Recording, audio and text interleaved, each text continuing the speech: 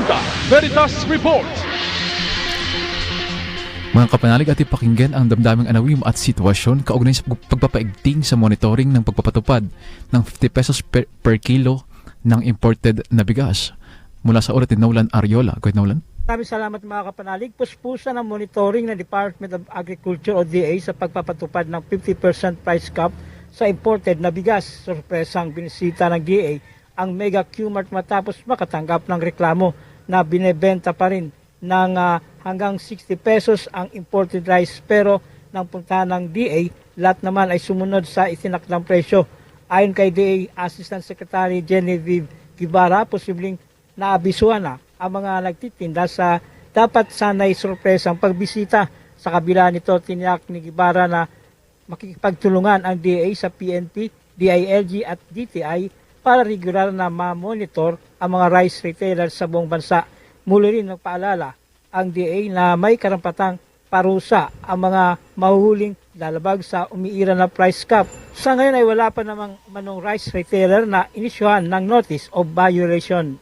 Yun ang balita kahapon na meron pag 60 or more than 60 na binibenta, ngayon po wala na.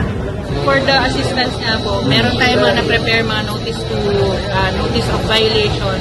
Meron po tayong enforcement, pipirmahan po yun. Tapos kung yung mga pulis natin may makita sila, yun, papatawag tayo. Tapos pwede po i-issuehan po sila ng notice of violation. It will still be enough time for them to be able to explain nga po kung bakit hindi sila, there is a presumption na baka makasuhan ka kasi nakihuli ka.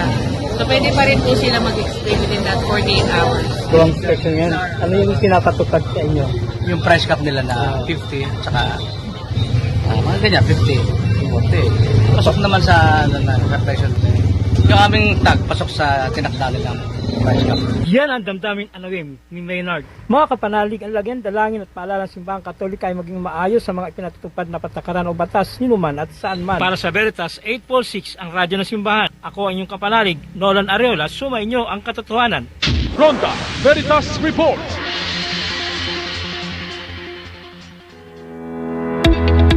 Naghahanap ka ba ng paaralang may kalidad na edukasyon at matibay na pagpapahalagang Kristiyano? Tara na at kilalanin ang Manila Ecclesiastical Province School Systems Association, ang tahanan ng mahusay, disiplinado at makadiyos na mga mag-aaral.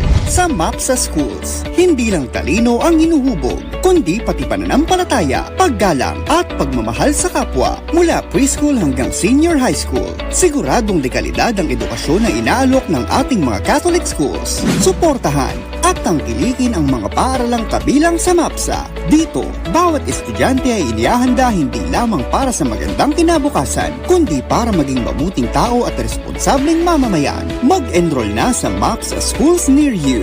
Dahil sa MAPSA, edukasyong may puso, may pananampalataya at may kalidad. Dahil sa MAPSA, sama-samang naguhubog ng kinabukasang makadiyos at makatao. Mag-enroll na! Para sa mga katanungan, tumawag sa MAPSA Office 8564-3712 or mag-email sa support@mapsa.edu.ph.